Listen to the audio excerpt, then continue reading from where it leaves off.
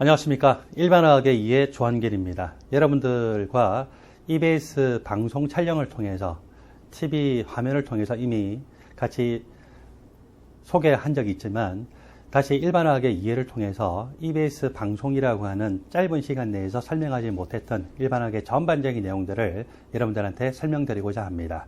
자, 일반화학의 위치가 어딘가에 대해서 먼저 생각을 해볼까요?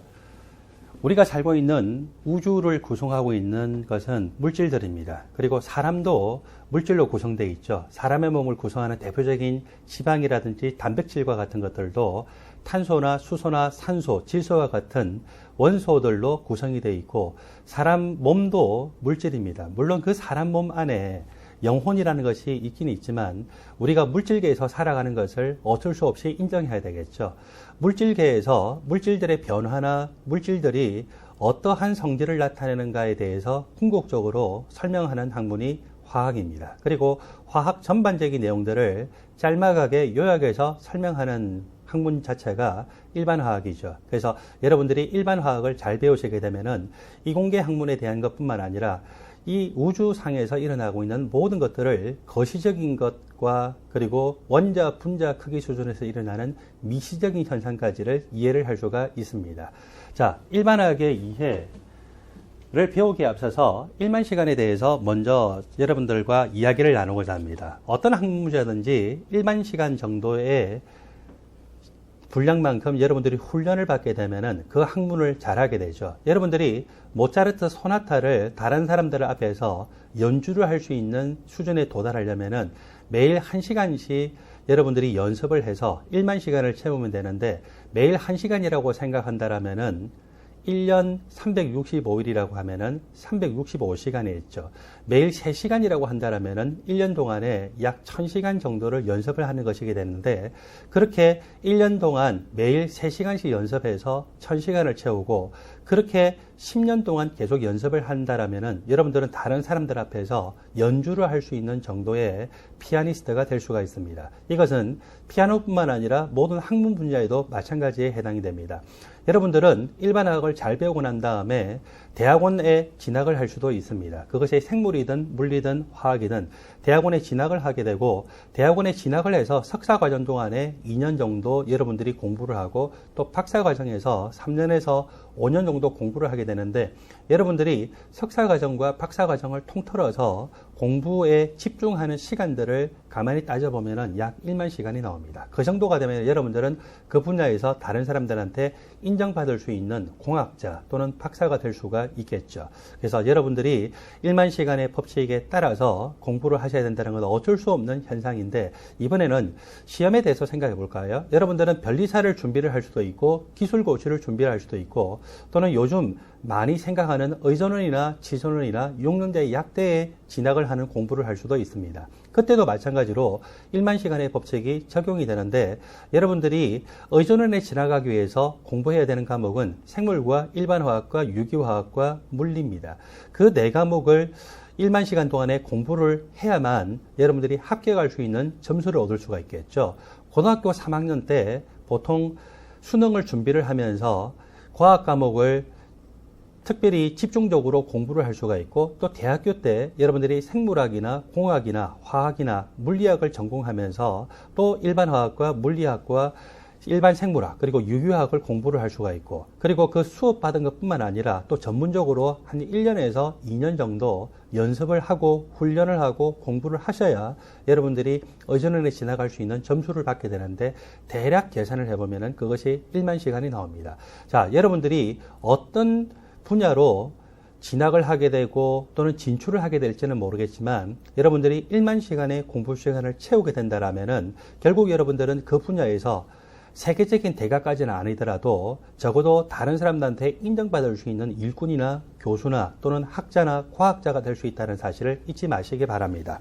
그리고 세 번째로, 제가 일반화학의 이해에서 수업하는 것은 전체 11개 단원입니다. 11개 단원을 3시간에 걸쳐서 16회 동안 수업을 하게 되는데, 여러분들이 보통 일반 화학을 대학교 커리큘럼 중에서 배우게 되면은 3시간을 기준으로 해서 약 12주에서 15주 정도로 배우게 되는데 그 분량과 큰 차이가 없겠죠. 그래서 그렇게 여러분들이 일반학의 이해 전체를 약 48시간에 걸쳐서 공부를 하게 됩니다. 자, 마지막으로 일반학의 수준과 일반학과 다른 과목에 대해서 비교를 하면서 설명을 드릴 텐데, 여러분들 일반화학에 의해서 배우게 되는 내용들은 일반학의 대부분의 내용들을 다 배우게 됩니다. 그리고 일반학에 의해서 배우게 되는 내용의 수준을 보면은 중학교 3학년 화학교과서에서 다루고 있는 화학의 내용에서 크게 벗어나지 않는 것을 볼 수가 있겠죠. 제가 일반학에 의해서 다루게 되는 원자나 분자나 이온이나 여러 가지 물질의 변화에 관해서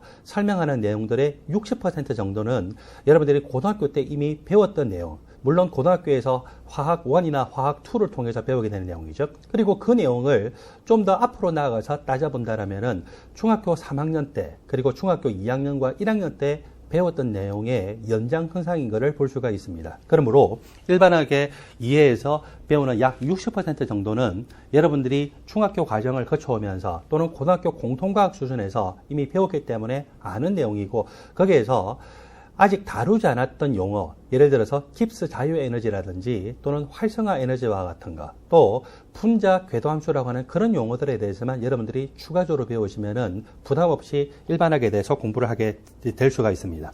여러분들 일반학의 이해가 3시간 강의로 해서 16회 정도가 되는데, 만일에 이 일반학의 이해가 프리하게 여러분들한테 지금 다운로드 받을 수 있는 내용인데, 이것을 주무실 때마다 나지막하게 틀어서 스피커를 통해서 들으면서 자장가처럼 여러분들이 들으면서 주무시게 된다면은 약 한 2주에서 2주 반 정도 하면은 16개 분량 전체를 다 들을 수가 있겠죠. 그리고 또 이 내용들을 여러분들이 2주에서 2주 반 정도 만에 한 번을 다 들을 수 있다면은 2개월이라면은 적어도 3번에서 4번 정도를 주무시면서 자장가처럼 들을 수가 있을 거예요.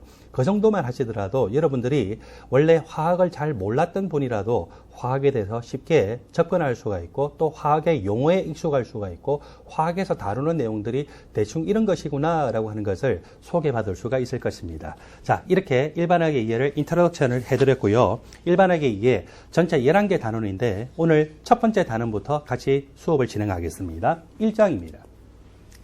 1장은 물질을 구성하는 기본적인 입자에 대해서 다루고, 그 물질을 구성하는 기본적인 입자가 원자, 분자, 이온입니다 라고 하는 것을 제가 소개하게 됩니다. 그리고 원자들에서는 핵 주위에 전자들이 존재하는데, 핵 주위에 있는 전자를 어떤 식으로 표시를 하느냐, 그것을 우리가 전자 배치 또는 전자 배치도라고 하는데, 그 내용까지를 설명하겠습니다. 첫 번째 섹션, 여러분들 교재 10페이지입니다. 원자를 구성하는 기본적인 입자들과 구조에 대해서 다루게 되는데, 사물을 구성하는 가장 기본적인 입자를 원자라고 이야기하고, 이때 원자라고 이야기하기 위해서는 단서 조항이 있겠죠. 여러분들 교재 11페이지 위쪽을 보니까 원자에 대해서 이야기하고 있습니다. 자, 원자는 세 번째 내용을 보니까 가장 작은 단위의 입자인데, 가장 작은 단위의 입자는 원자 말고도 핵이나 양성자, 중성자, 전자 같은 것들이 있잖아요. 그런데 어떤 조건을 만족하는 가장 작은 입자냐면은 기본적으로 핵과 전자를 가지고 있고, 또 두 번째로 핵에 있는 양전하와 전자 껍질에 있는 전자의 전하들이 절대값이 같기 때문에 정기적으로 중성인, 그 두 가지 요건을 만족하는 가장 작은 크기의 입자를 원자라고 이야기를 합니다. 자, 이 원자는 크게 핵과 전자로 나뉘어질 수가 있고, 또 핵을 구성하는 입자에는요, 양성자와 중성자 같은 입자들이 있습니다. 물론 핵을 구성하는 입자들에는 양성자나 중성자뿐만 아니라 메이슨과 같은 중간자 같은 것들도 있지만, 중간자들에 대해서는 여러분들이 핵공학자가 아닌 한은 너무 깊이 생각하실 필요가 없습니다. 다시 정리하면은, 원자는 핵과 전자로 나뉘어질 수가 있고, 또 핵은 양성자와 중성자로 구성되어 있다. 그리고 이것을 그림적으로 보면은 기본적으로 원자는 중심에 핵이 있습니다. 핵에 플러스 전하를 나타내고 있는 양성자 때문에 핵 자체가 양전하를 나타내고 있죠. 그리고 마이너스 전하를 나타내고 있는 전자가 핵 주위에 있는데, 전자는 핵 주위에 궤도에 존재하는 것이 아니라 전자 껍질에 존재하고 있습니다. 따라서 탄소의 예를 들어보면은, 탄소는 6번 원소인데 기본적으로 왜 6번이냐? 핵에 존재하는 양성자 수가 6개이기 때문에 6번 원소라고 하고 6번 원소가 바로 탄소거든요. 그리고 중성 상태의 원자에서는 항상 핵에 존재하는 양성자 수와 전자 껍질에 있는 전자 수가 같습니다. 따라서 6번 탄소 원자라고 하면 전자 수도 몇 개일까요? 예, 6개입니다. 첫 번째 전자 껍질에 최대한 전자가 2개가 존재할 수 있기 때문에 탄소는 첫 번째 전자 껍질에 전자 2개, 그 다음에 두 번째 전자 껍질에는 최대한 전자가 8개가 존재할 수 있지만 탄소는 총 전자 수가 6개이기 때문에 첫 번째 전자 껍질에 2개가 있으니까 두 번째 전자 껍질에 4개가 되어 있으면 총 6개가 되겠죠. 자, 이렇게 되고 난 다음에 이렇게 핵으로부터 전자가 멀리 떨어지면 멀리 떨어질수록 에너지 준위가 높다라고 이야기를 합니다. 그리고 낮은 에너지 준위에서 높은 에너지 준위로 전자가 이동하려면 그 차이만큼의 에너지를 흡수해야 되고, 높은 에너지 준위에서 낮은 에너지 준위로 전자가 이동하려면 또 그 차이만큼의 에너지를 방출하면서 이동하게 됩니다. 전자가 존재를 하는데 이렇게 핵 주위에 전자 껍질에 존재하는 전자들 중에서 가장 바깥쪽 전자 껍질, 이것을 원자가 전자 껍질이라고 하고, 그리고 다른 말로는 최외곽 전자 껍질이라고 하죠. 그리고 이 가장 바깥쪽 전자 껍질에 존재하는 이 전자를 우리는 원자가 전자, 그리고 최외곽 전자라고 이야기를 합니다. 한 번 더 정리를 하자면은 원자는 크게 핵과 전자로 구성되어 있고, 전자는 전자 껍질에 존재합니다. 핵에는 양성자와 중성자가 있고, 이때 양성자가 플러스 전하를 나타내게 되는 기본적인 입자입니다. 그리고 전자는 전자 껍질에 존재하는데 가장 바깥쪽 전자 껍질, 그러니까 존재하는 전자들 중에서 가장 바깥쪽 전자 껍질에 존재하는 전자들을 원자가 전자라고 이야기를 합니다. 여러분들 교재 10페이지를 볼까요? 10페이지 중반에 보니까 원자 구조의 핵심 원리라고 이렇게 정리가 되어 있죠. 첫 번째 내용, 기억, 원자의 중심에 핵이 있고 이 핵을 다른 말로는 원자 핵이라고 합니다. 니은, 원자 핵 주위에 전자가 존재하죠. 전자는 어디에 있다고요? 니은 끝에 보니까 전자 껍질에 존재합니다. 그 다음에 티그, 핵에 가까울수록 전자의 에너지 준위가 더 낮다라고 했죠. 그리고 핵으로부터 더 멀리 떨어진 전자 껍질에 있을수록 그 전자의 에너지 준위는 높습니다. 그리고 리얼, 각각의 전자 껍질에 존재할 수 있는, 최대한 존재할 수 있는 그 전자의 수는 2n 제곱계다라고 소개가 되고 있죠. 2n 제곱계고, 이 원리는 조금 더 우리가 공부를 하면서 배우도록 합시다. 그 다음에 미음, 서로 다른 전자 껍질 간에 전자가 이동을 할 때는 그 차이만큼의 에너지를 흡수하거나 방출해야 되겠죠. 더 낮은 에너지 준위를 우리는 상대적으로 바닥 상태라고, 더 높은 에너지 준위를 들뜬 상태라고 이야기를 합니다.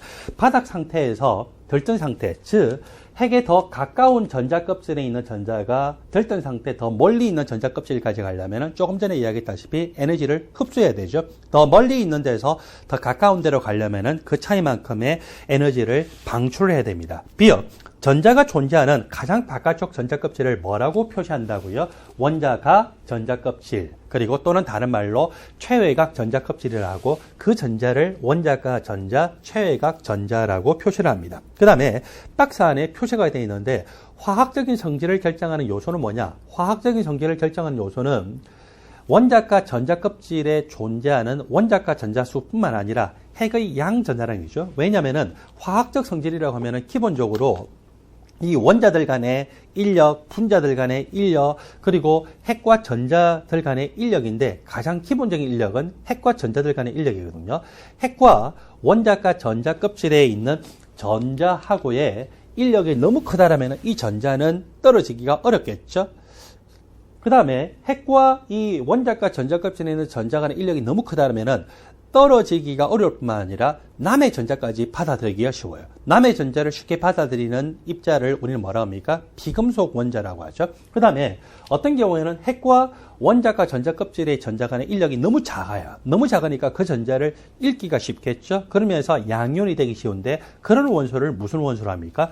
금속 원소죠. 따라서 여러분들 10페이지 제일 마지막에 박스로 표시되어 있는 문장을 보면은 핵에 존재하는 양성자 수가 몇 개냐에 따라서 핵의 양 전하량이 결정되고, 그것과 함께 또 원자가 전자 껍질이 핵으로부터 얼마나 멀리 있냐, 전자 껍질 수죠. 그리고 마지막으로 원자가 전자 수가 몇 개냐, 이것이 화학적인 성질을 결정하는 가장 기본적인 요소입니다.